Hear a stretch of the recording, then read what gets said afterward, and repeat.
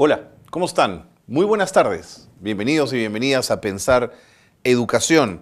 Gracias por estar con nosotros en el tercer programa de lo que significa este esfuerzo del Consejo Nacional de Educación con el apoyo de la derrama magisterial para llevarles a ustedes la posibilidad de tener un espacio de conversación, de intercambio de ideas, de reportajes sobre la importancia de un proyecto educativo nacional de cara al 2036.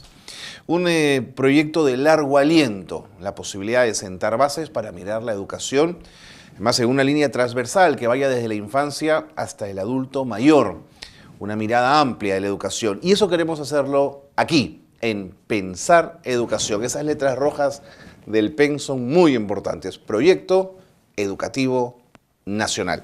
Hoy vamos a hablar de la educación como un derecho. El tema es apasionante y yo quiero recomendarles que se sumen a esta transmisión con sus comentarios, con sus ideas y con sus puntos de vista. ¿Cómo lo hacen? A través de todas las direcciones electrónicas que ponemos a su disposición. Por supuesto, el fanpage, la página en Facebook del Consejo Nacional de Educación, que está justamente apareciendo en pantalla. Ahí pueden hacer sus comentarios, sus preguntas, que se las trasladaremos además a nuestros invitados durante todos los programas. También pueden ustedes comentar y darnos sus opiniones a través de Salgalú Televisión. Es otra plataforma, una plataforma muy importante que nos da espacio y nos permite llegar a todos ustedes. Ahí aparece justamente en pantalla. También en la web de inversión en la infancia.net. Digamos, más organizaciones, más webs están interesadas en que este espacio de conversación y de debate esté abierto. Pensar educación rumbo al 2036. Muy bien, dicho eso, y les había adelantado que hoy hablaremos de la educación como un derecho. Y como una suerte de insumo para la conversación que vamos a tener con nuestra especialista en un instante, el equipo del Consejo Nacional de Educación ha preparado un reportaje que hace énfasis en el tema de la educación digital. Una mirada en la educación que también está en ese marco que es el enfoque de derechos, de una educación como un derecho. Así que adelante con esas imágenes, vamos con esa nota y seguimos conversando aquí en Pensar Educación.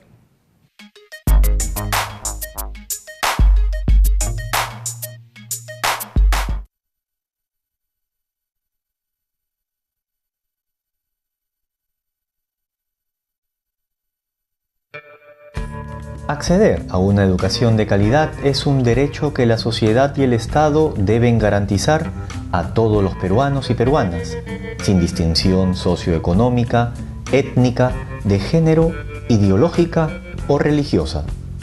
Un efectivo ejercicio del derecho a la educación conlleva a que la sociedad y el Estado ofrezcan un servicio educativo que considere las diversas culturas y realidades territoriales que caracterizan al Perú, así como las necesidades que surgen de cada una de las etapas que atraviesan las personas a lo largo de su vida. Todos los derechos de una u otra manera están vinculados, pero el derecho a la educación está probado que es el que te abre las posibilidades al ejercicio de otros derechos, y como derecho del cual es garante el Estado, es exigible. Eso quiere decir que si no lo ejerzo, tengo el derecho de exigir ante la justicia que se cumpla ese derecho. Es importantísimo saber qué debemos entender por derecho a la educación, porque a veces las personas, el común de las gentes, piensa que si se está matriculado en una escuela o en un instituto o en una universidad, se está ejerciendo el derecho. Pero felizmente se ha avanzado en base a las evidencias en el mundo que si no tenemos acceso a una educación de calidad, no podemos decir que estamos ejerciendo el derecho a la educación. El derecho es a una educación de calidad. ¿Y qué significa calidad? En resumen, significa que aprendemos aquello que tiene sentido para mi vida y para la vida de mi comunidad. Tener sentido quiere decir también que es pertinente, que es adecuado a lo que yo soy y a dónde quiero ir, a qué tipo de comunidad pertenezco y hacia dónde va el desarrollo de esa comunidad. Entonces, el derecho a la educación debería ser grabado en todo el mundo. Es el derecho a una educación de calidad, con sentido y pertinente. Para que el ejercicio del derecho a la educación sea una realidad, no basta que esté contemplado en la Constitución y las leyes. La iniciativa y el esfuerzo de las comunidades y los ciudadanos han sido fundamentales para que más peruanas y peruanos accedan a la educación formal, para contar con docentes e infraestructura, para que la educación se realice en su propia lengua. Se han dado avances, pero aún hay mucho por hacer. Por lo tanto, la educación, para ser ejercida, supone en primer lugar acceso. Yo creo que en el caso peruano se ha hecho un esfuerzo importante en el acceso en términos de cobertura, ¿no? Los primeros objetivos del milenio nos ponen en un buen lugar en ese sentido, pero no solamente basta la cobertura, ¿no? Implica calidad de la educación, implica capacidad para llegar a las personas de acuerdo a su diversidad cultural, que es uno de los grandes retos en el caso peruano, y por lo tanto entonces el enfoque de derecho se va complejizando en ese sentido, ¿no? Hoy día, cuando hablamos de acceso, decimos que prácticamente el 99% de los niños tiene matrícula en educación primaria. Sin embargo, si vamos a la educación secundaria, la cobertura es mucho menor y bajamos alrededor del 70%. Entonces quiere decir que los niños que llegan a la edad de 12, 13 años, cuando ya tienen que entrar a la segunda parte de la educación básica regular, que es lo que nosotros llamamos normalmente la secundaria, no necesariamente está garantizado su acceso. Y los niños tienen que viajar a un sitio, ir a una ciudad donde sí encuentren un espacio. Entonces hemos avanzado en educación básica en la parte de primaria, muchísimo, pero todavía nos falta mucho en la educación básica regular que corresponde a la secundaria. Una educación de calidad requiere de la incorporación de todos los avances que la tecnología nos ofrece. Además, con el transcurso de los años, el concepto de educación se va renovando, porque las necesidades van cambiando. En el marco de las Naciones Unidas se aprobó un mandato que consiste en Internet Universality, es decir, Internet universal, que llegue a todos, que todos se beneficien. Y cuando habla de acceso, pues significa el hecho de que todos podamos gozar de los mismos beneficios. Por ejemplo, en términos de grupos de género, grupos de discapacidad, grupos minoritarios, personas que viven en poblaciones alejadas, lejos de las grandes urbes, personas que tienen lenguajes originarios, es decir, y que ellos también puedan verse beneficiados con el uso de Internet. Acá en el Perú, te debo contar, han habido iniciativas interesantes que ya promueven diversas plataformas digitales en las lenguas originarias. En nuestro país, la realización del derecho a la educación enfrenta viejos y nuevos retos. Aún, muchos niños y jóvenes no acceden a una educación básica de calidad. Muchos jóvenes no terminan sus estudios secundarios debido a la poca pertinencia de los mismos. A la vez, vivimos un tiempo en el que aprender se convierte en una actividad permanente. El Perú requiere de más técnicos y profesionales, y cada vez más personas aspiran a acceder a la educación superior y requieren de alternativas variadas y flexibles que les permitan continuar aprendiendo para hacer realidad sus proyectos personales, ser ciudadanos activos y aportar al desarrollo del país.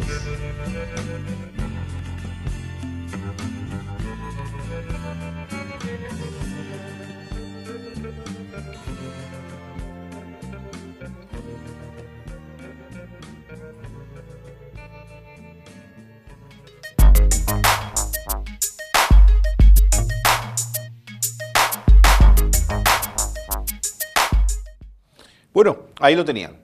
Ese reportaje preparado por el Consejo Nacional de Educación, y creo que lo que ha señalado Madeleine Zúñiga, Carmen Lora o Elaine Ford es es muy interesante porque damos por sentado de alguna manera que la educación es un derecho. Pero esa frase, que es cierta sin duda, tiene una serie de aristas y de miradas de las que vamos a ocuparnos en el programa de hoy.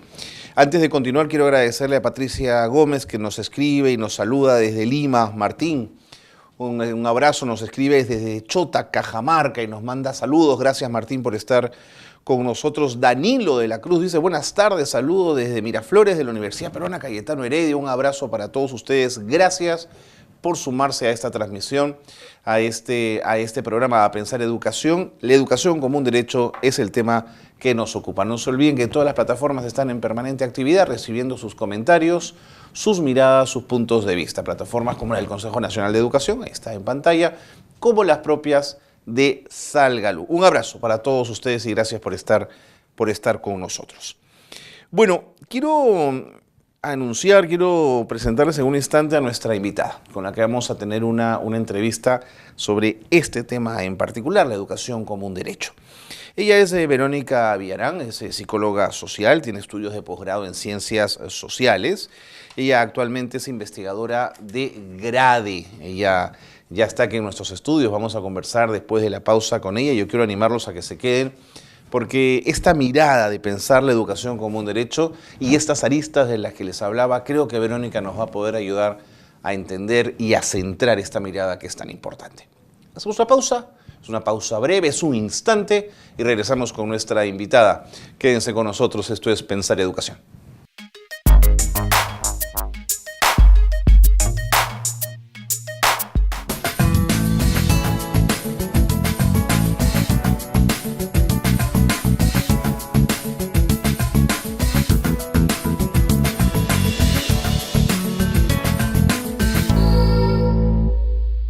La paz crece ahí donde las reglas de convivencia están claras y las instituciones funcionan. La paz gusta del intercambio de ideas y del diálogo, de la participación de las personas en los espacios donde se toman decisiones, de la no violencia y la solución de los conflictos a través del diálogo y de la justicia. La paz quiere que se escuche cada voz, hasta la más pequeñita, e insiste en que nadie quede fuera. No la dejes ir. La paz es el compromiso de todos y todas. Así que, ¿te comprometes a construir paz? Para más información ingresa a www.min.gov.pe. Ministerio de la Mujer y Poblaciones Vulnerables. Gobierno del Perú. El Perú primero.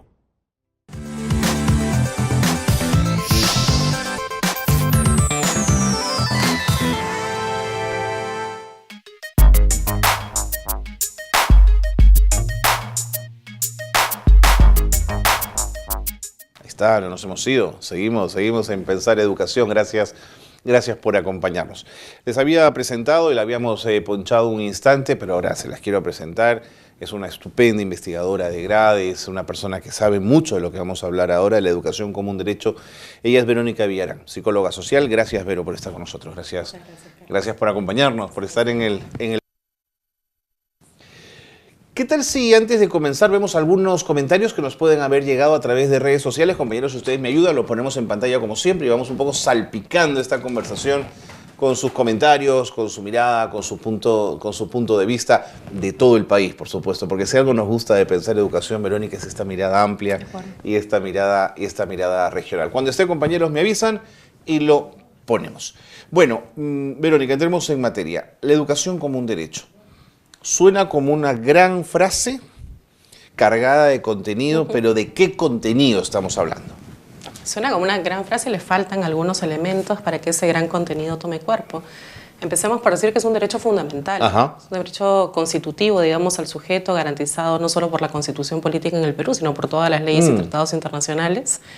Pero es una garantía, digamos, de derecho que ha de brindarse, que el Estado ha de brindar con calidad, ¿no? Se decía en las entrevistas que han tenido, con calidad, con criterio de equidad también, porque es para todas y para todos. Es un derecho que el Estado está obligado, digamos, a garantizar para todos los sujetos y es interesante cómo en esta nueva mirada que el Consejo le está imprimiendo a pensar un nuevo proyecto educativo nacional, se ha planteado la lógica del ciclo de vida y se ha planteado que este es un derecho que además ha de pensarse para los sujetos desde su nacimiento hasta el final de la vida, ¿no? Sí, hasta que sean grandes.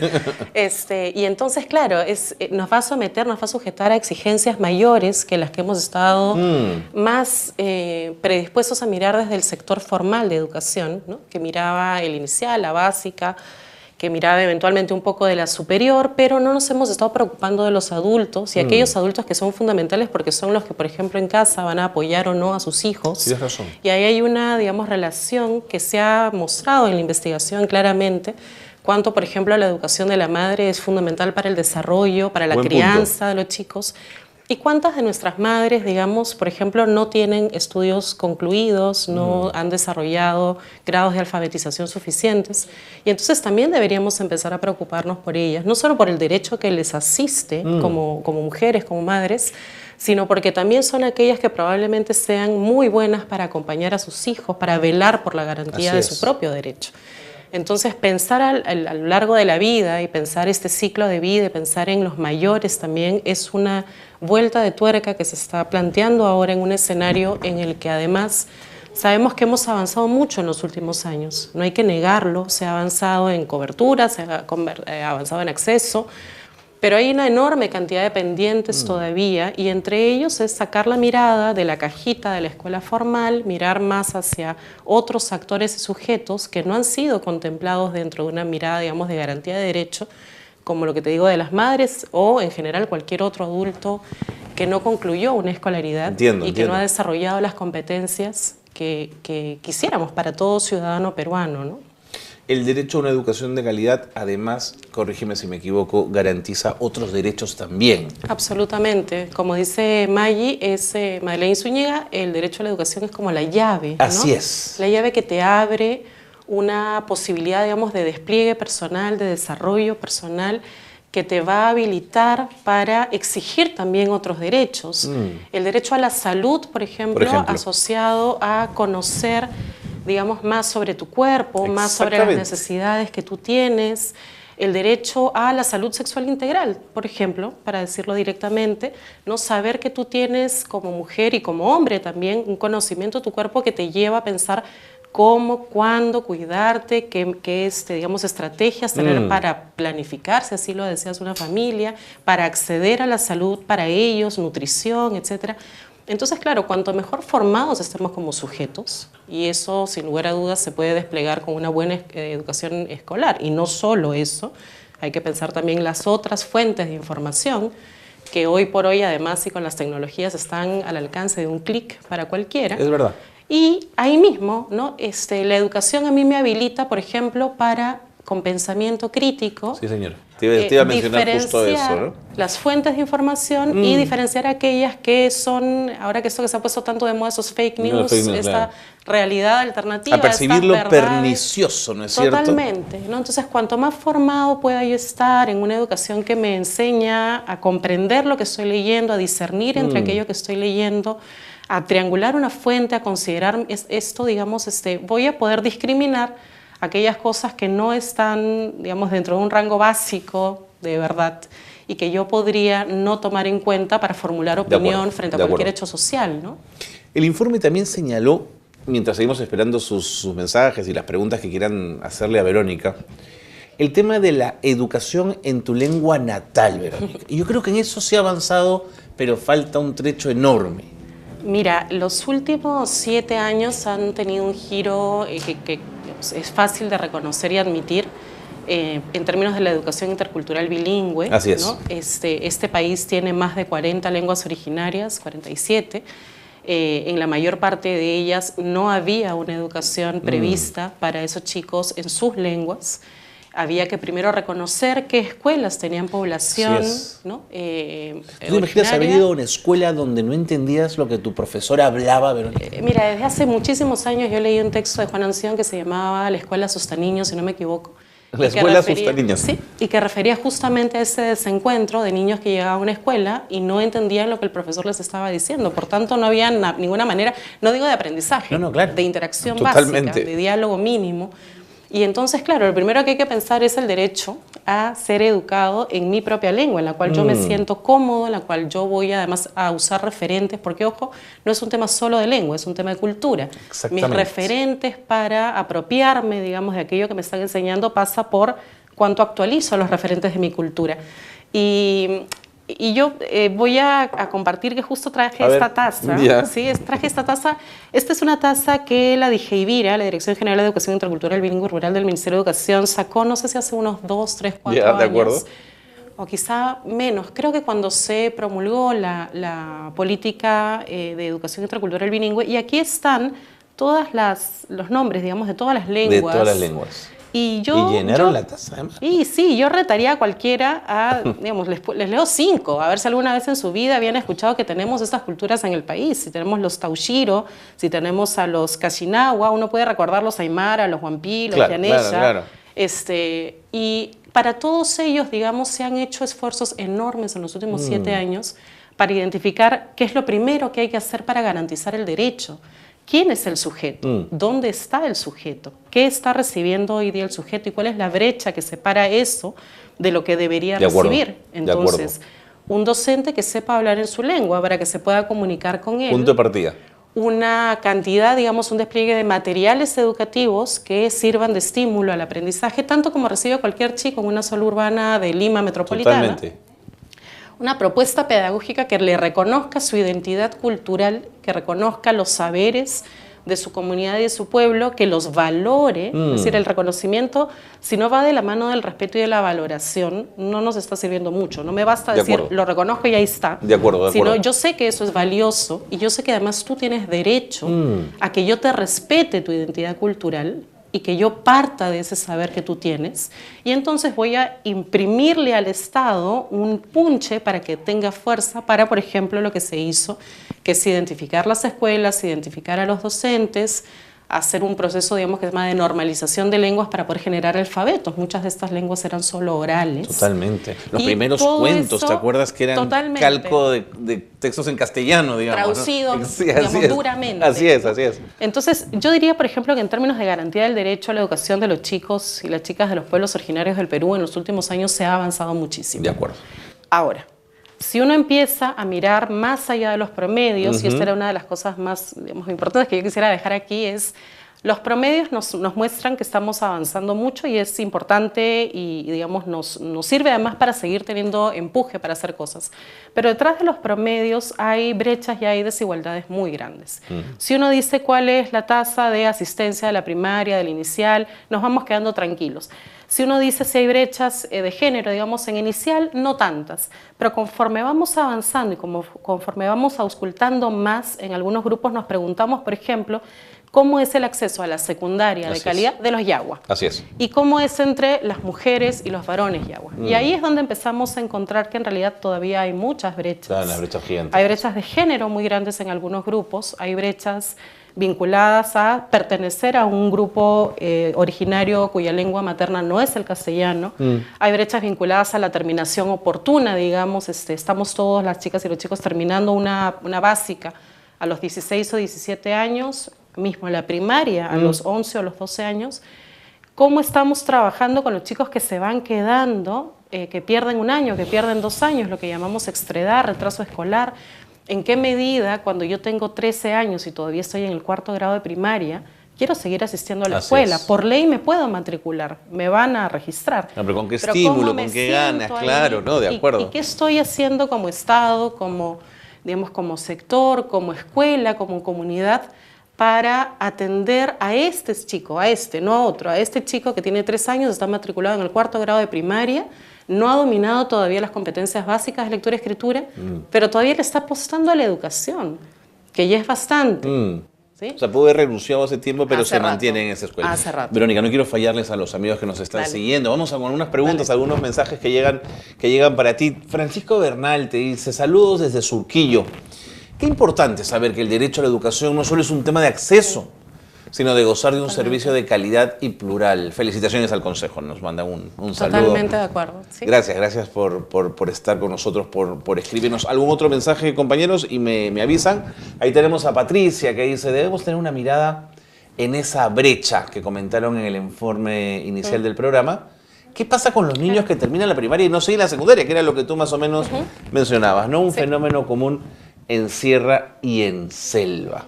Gracias, Patricia, también por escribirnos, gracias por participar del programa.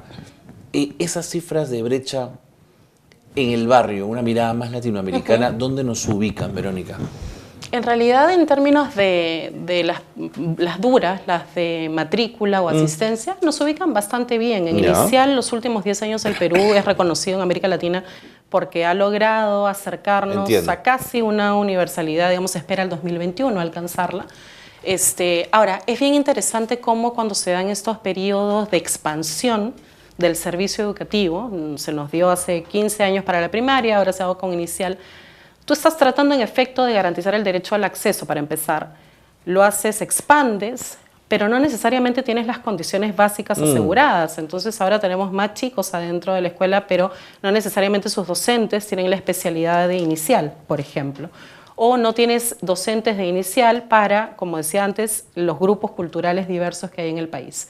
Entonces tú quieres garantizar el acceso, pero tienes que hacer un trabajo muy fuerte en paralelo para garantizar no solamente, como se señalaba en el reportaje, por ejemplo, las condiciones básicas de infraestructura, de escuelas dignas para todas las chicas y los chicos, escuelas dignas que tengan servicios básicos. No pido demasiado más que eso, digamos, pero que tengan el espacio físico donde un chico se pueda sentir seguro y se pueda sentir bien consigo mismo de ir a la escuela, que tenga un docente que está preparado para su nivel o para la particularidad de ese tipo de escuela que se ha preparado allí. Que tenga los materiales suficientes y necesarios, digamos. Entonces, los momentos de expansión, cuando nos empezamos a acercar a la universalidad de la provisión del servicio, a veces vienen de la mano con una cierta caída en la calidad, porque estamos repartiendo lo mismo entre muchos más. Claro. Y no hablo de los recursos económicos solamente, es más importante el recurso humano, el docente. Entonces, la proyección de en dónde nos está faltando todavía ofrecer un servicio educativo creo que pasa por saber qué docentes tenemos o estamos formando. Y en los últimos años, como creció mucho el inicial, ha tenido que formarse mucha docencia para el nivel inicial o especializaciones. Por ejemplo, muchos profesores de primaria que atienden en el nivel inicial y que entonces se han tenido que especializar para atender ese nivel en particular. Si volvemos a lo que decíamos al inicio sobre cuánto esta nueva proyección del Consejo y del PEN mira el ciclo de vida, uno pregunta dónde estamos empezando o acaso estaríamos empezando a pensar en la formación de docentes para adultos, para recuperar a esa matrícula de sujetos adultos mayores de 15, de 18, de 20, de 40 años que van a llegar a un servicio de básica alternativa. ¿Quién atiende eso? Y qué bueno que lo menciones porque este es un programa que cuenta con el apoyo de la derrama magisterial, que es justamente una entidad, un espacio de maestros y de maestras, ¿no? Totalmente. Yo creo que si uno mira hacia adelante y piensa exactamente cuáles son estos, llamémosle bolsones, donde todavía el servicio no está pudiéndose ofrecer o con calidad, eso también, digamos, en términos de planificación estratégica nos lleva a pensar qué líneas de trabajo docente yo tendría que promover para que en 5 años esté lista para entregar un servicio de calidad. De acuerdo. Tengo más comentarios y más preguntas que llegan a través del chat. Te dice Manuela Chahuanco Wilca, para llegar a una educación de calidad se debe eliminar las brechas que hay en educación, que es la infraestructura, la inclusión, las TIC y justo lo que tú mencionabas, la capacitación docente, ¿no? Sí, yo diría que en los últimos años también ha habido esfuerzos importantes en términos de mejora de infraestructura. Si no recuerdo mal, el ministro Saavedra, por ejemplo, tuvo un énfasis importante, fue uno de sus pilares, y él solía decir cuál era el monto en miles de... Del atraso en infraestructura. Exactamente. No, era una cosa inmanejable, ¿no? Para recuperar, digamos, escuelas dignas, ¿no? O para reconstruir o construir escuelas dignas. Entonces, sin lugar a dudas, en infraestructura hay todavía una brecha importante y también hay avances, y no quisiera, digamos, solo pasar la línea dura. Yo creo que hay avances interesantes. Yo he estado visitando hace poco escuelas en el distrito de Socos, en Ayacucho, y comentaba con mis compañeros, por ejemplo, que son escuelas que ya están pensadas para atender la diversidad en términos de discapacidades físicas. Mira. Entonces son escuelas con rampa, ¿no? Son escuelas que todas tienen un acceso a la planta de aulas con una rampa, porque reconocen que, dada la necesidad de un chico en silla de ruedas, esta va a ser su manera de acceder. Entonces, yo creo que también esto que decíamos, como el derecho, digamos, a la educación te abre otras puertas, ¿no? Tú dices, para actualizar, para hacer ejercicio de este derecho en discapacidad, yo necesito escuelas que estén previendo ya una necesidad específica que yo tengo. Entonces empiezo a demandarla, porque sé que me asiste el derecho, empiezo a demandar que una escuela empiece a pensar en tener rampas, por ejemplo, ¿no? Y eso va a afectar el reconocimiento de la diversidad que entra a la escuela, va a afectar todo, desde mi infraestructura, desde la cosa más dura de la infraestructura física, al mobiliario, a pensar en mobiliario. Todo, la disposición en el salón de clase, todo empieza a ser ahí, ¿no? Importante. Más conversación desde el chat, Verónica. Dale. Quienes nos están viendo quieren conversar contigo y quieren proponerte, por ejemplo, lo siguiente. Te dice Angélica Ortiz, es importante lo que señala acerca de la falta de educación de los padres, sobre todo de la madre, y cómo esto influye en el rendimiento de los estudiantes. Por ello es muy importante que se promuevan programas dirigidos a la primera infancia, no solo para menores, sino que incluyan a los padres y se involucre a la comunidad con personal de mucha calidad que les hable en su lengua materna.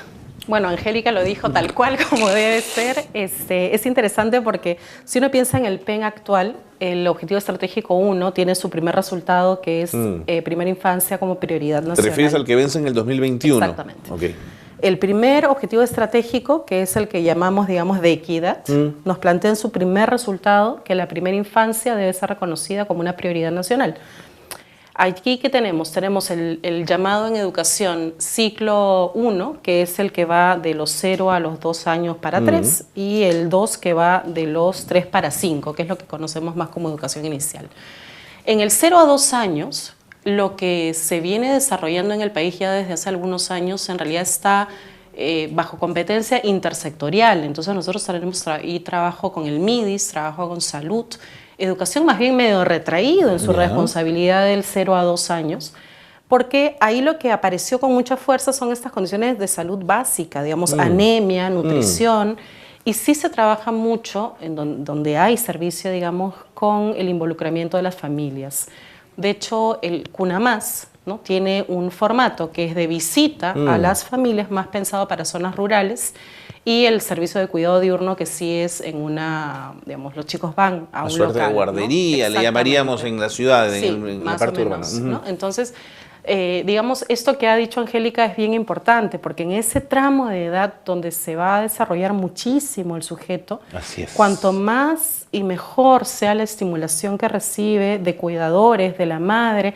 Yo aquí quisiera decir una sola cosa, es verdad, yo misma lo dije, porque apelé a la evidencia de la investigación, la educación de la madre es fundamental, pero el padre, la figura paterna, digamos, es tan fundamental como la de la madre. Y su ausencia en los primeros años también va marcando pautas de socialización, y al final entonces las madres a veces tenemos como la carga, ¿no?, de la educación de nuestros hijos. Somos las que vamos a las reuniones de padres de familia. Digo, yo voy a reuniones de padres de familia en colegios y siempre digo, padres 1, 2, no aparecen. Y sin embargo, tienen mucho por ofrecer y van a ganar mucho si participan también de la educación de sus hijos, ¿no? Entonces, madre, padre, más allá de que la evidencia me muestre que la educación de la madre y es porque está más cerca, en realidad, yo creo que hay que hablar mucho de la necesidad de tener el vínculo y de promover el vínculo también con la figura paterna, ¿no? De acuerdo, a veces es fundamental. Mientras te escuchaba, pensaba en el famoso WhatsApp de las mamás. De la mamá, que nunca están los papás en el WhatsApp, ¿no es cierto? Debería estar. Debería estar. Claro.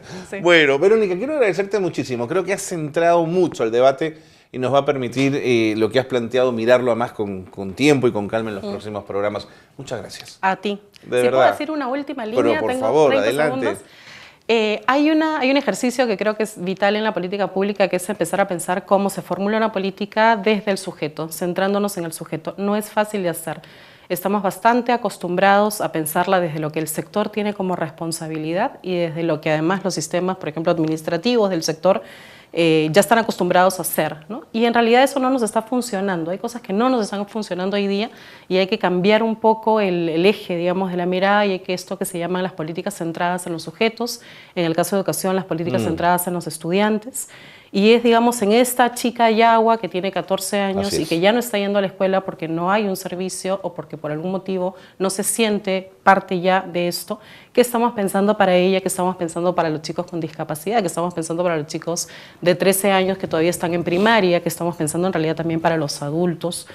Desde ese lugar, digamos, esa vuelta de tuerca es necesaria y para ello creo que es bastante importante este tipo de ejercicios que están haciendo con el Consejo, de dialogar con muchos actores, de abrir el diálogo lo más que se pueda también en regiones y con todos los distintos actores para empezar a discutir estas cosas y pensar en un proyecto educativo nacional al 2036 que sea un paso adelante muy bien planteado, digamos, desde ahora, ¿no? Nuevamente, muchísimas gracias. A ustedes. Hemos conversado con Verónica Villarán, ya la han escuchado ustedes. Recuerden además que el programa luego del vivo queda a su disposición en todas las plataformas por si ustedes quieren volver a revisar los temas que tocamos en el programa. Vámonos a la pausa y seguimos con más aquí en Pensar Educación.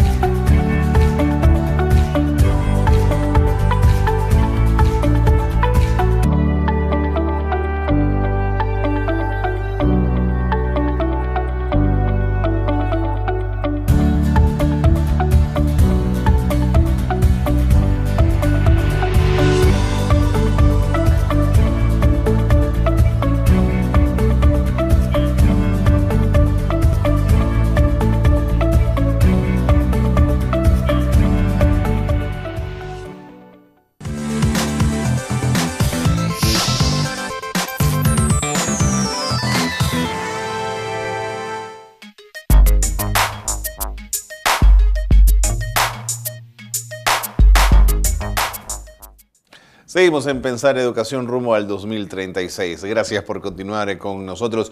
Ya escucharon la conversación que hemos tenido con Verónica Villarán, esta mirada, que es además una mirada que el Consejo Nacional de Educación, en el trabajo que desarrolla de formulación del proyecto educativo nacional, ha establecido, y es un enfoque basado en las personas. Un enfoque basado en ese niño, en esa niña que necesita mirar la educación, si se trata de, por supuesto, edades menores, o de ese adulto mayor también, pensar en las personas, la forma como el Consejo está pensando este proyecto educativo nacional, y eso es muy importante. Tengo algunos mensajes que llegan a través del chat que quiero compartir con ustedes y los vamos a leer. Rogelio Olaechea dice: la educación como derecho para garantizar que sea de calidad, equidad y pertinencia, dice Rogelio. Muchas gracias, Rogelio, por escribir. Rosa Villar dice: saludos desde Pueblo Libre. Una vez más conectada a Pensar Educación. Felicitaciones por un programa tan bien hecho. Rosa, solo es posible con ustedes allí, con sus comentarios, con sus preguntas. Gracias, Rosa Villar, por escribirnos y por mandarnos saludos. Manténgase siempre en la sintonía de Salgalú, en el fanpage del Consejo Nacional de Educación, porque todos los martes a las 4 hacemos Pensar Educación rumbo al 2036.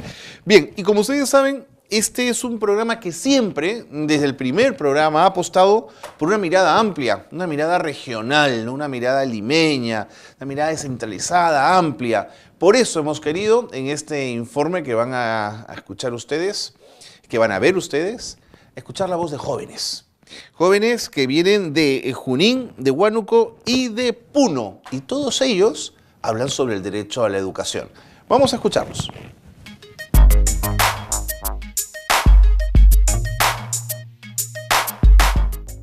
La educación es un derecho, y así lo define la Ley General de Educación. La voz de los jóvenes de regiones comentaron para Pensar Educación sobre cómo ven el derecho a la educación y la educación peruana a futuro. La educación es muy importante para las personas, ya que la educación nos ayuda a estar más informados, a actuar de una manera más coherente, concientizados, saber lo que estamos haciendo, en qué aspecto o hasta qué medida nos hace beneficio o nos hace un daño, y saber actuar sobre todo ante un problema y sobre todo despertar nuestra mente, ¿no? Para poder solucionar nuestros problemas, luchar contra las adversidades, saber superarlas y mejorar nuestras condiciones de vida, ¿no? Superándonos nosotros mismos como jóvenes, como niños, como peruanos, para hacer de nuestro país un Perú mejor. Es importante hacer énfasis en que el derecho a la educación no solo se trata de acceder a un servicio educativo, sino del derecho a una educación de calidad y que incluya a todas las personas. La educación me gustaría que sea más inclusiva y mucho más accesible para todos, que sea una educación más práctica, donde los jóvenes puedan demostrar sus habilidades sin que sean impuestos otros temas. De repente los jóvenes creo que se sienten muy intimidados al ser calificados con notas y eso hace que puedan tener poco rendimiento porque se sienten presionados. Creo que los jóvenes no son valores, son seres humanos y los seres humanos somos más que valores numéricos. Me gustaría una educación de calidad, una educación virtual, inclusive se puede dar unas clases virtualmente y, ¿por qué no, una educación donde incluya la ciencia y la tecnología que forme parte de una universidad y que forme parte también del Estado, en la cual muchos están incluidos. Inclusive me gustaría que se pudiera hacer mucha más investigación que ahora hacemos en el Perú. Como país, tenemos una gran responsabilidad para que el derecho a la educación sea un ejercicio vigente, sin distinción de ningún tipo. Por tanto, la sociedad y el Estado deben garantizar que las personas reciban la educación de calidad que por derecho les corresponde.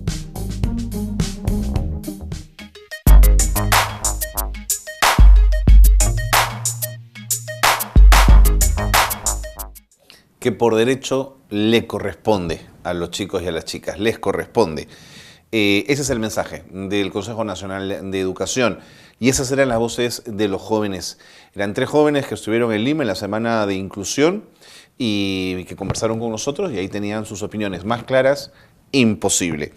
Bien, seguimos, porque siempre nos gusta también a esta altura del programa escuchar las voces de los consejeros que forman parte del Consejo Nacional de Educación, que son quienes están, digamos, llevando la iniciativa de este proyecto educativo nacional, sostenido en todo un esfuerzo social, de sociedad civil, de Estado, por hacer este proyecto educativo nacional. Esta vez vamos a escuchar al consejero Santiago Cueto, que también se va a referir a la educación como un derecho. Adelante con las imágenes.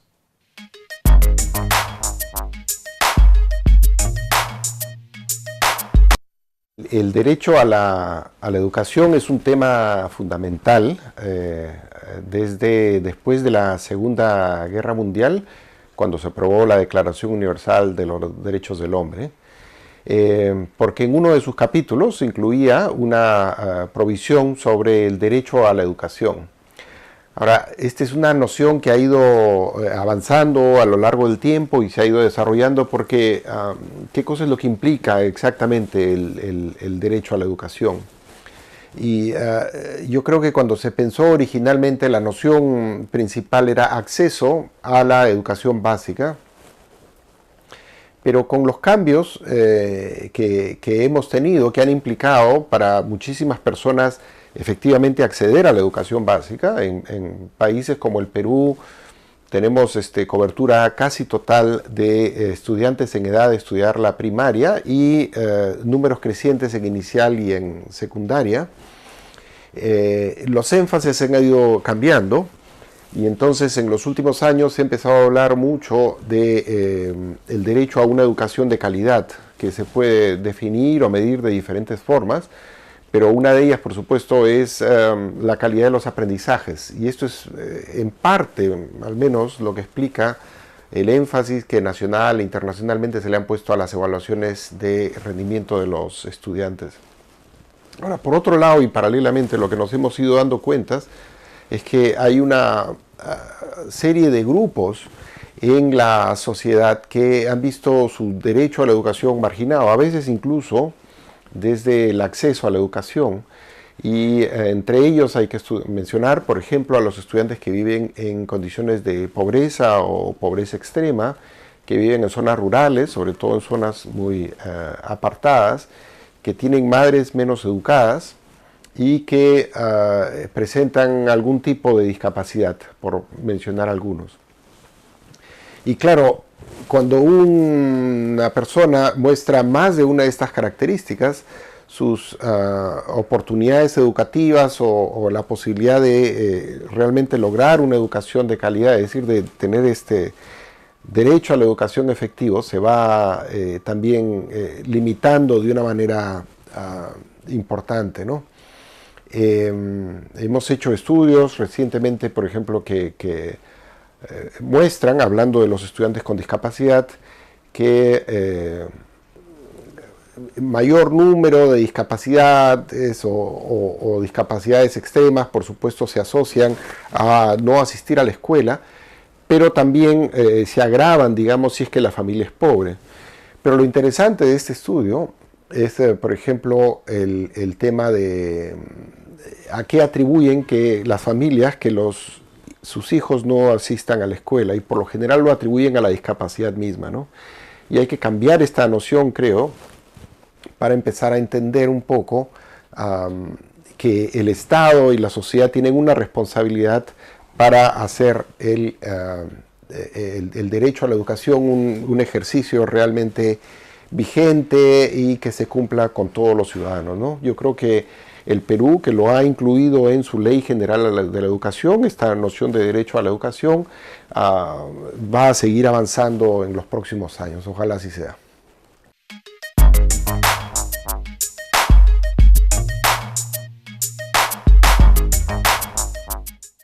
Ahí tienen ustedes los comentarios, la mirada, las aproximaciones de Santiago Cueto, consejero del Consejo Nacional de Educación, que también se refería a la educación como un derecho. Bien, tengo más comentarios a través del chat, si podemos ponerlos en pantalla, va a ser interesante saludarlos a todos en la medida de lo posible. Alejandro Bermejo dice una política pensada desde las personas. Excelente punto de vista de la entrevistada. Claro que sí, Alejandro. Necesitamos humanizar el sistema educativo. Gracias a los productores de este importante programa. A ti, Alejandro, gracias por estar con nosotros. No sería posible este programa si ustedes no nos acompañan todos los martes en la página web de Salgalú Televisión y en el fanpage del Consejo Nacional de Educación. Giovanna Castro dice: qué bien que podamos escuchar a jóvenes estudiantes de las regiones. Eso falta, darle voz a los peruanos desde todas partes. ¿Qué duda cabe, Giovanna? Por supuesto. Y hemos escuchado 3 jóvenes que venían de 3 regiones de nuestro país y que la tenían muy clara respecto al tema del derecho a la educación, a una educación de calidad. Muy bien, estamos llegando al final del programa. Solamente quiero recordarles que la próxima semana nos vamos a ocupar de políticas con enfoque centrado en las personas, que es la continuidad de este planteamiento inicial. Están desde ya invitados a ser parte, ahí aparecen las plataformas digitales donde nos pueden encontrar, y la verdad es que es un gusto estar con ustedes todos los martes a las 4 de la tarde, aquí en Pensar Educación rumbo al 2036. Muy buenas tardes a todos.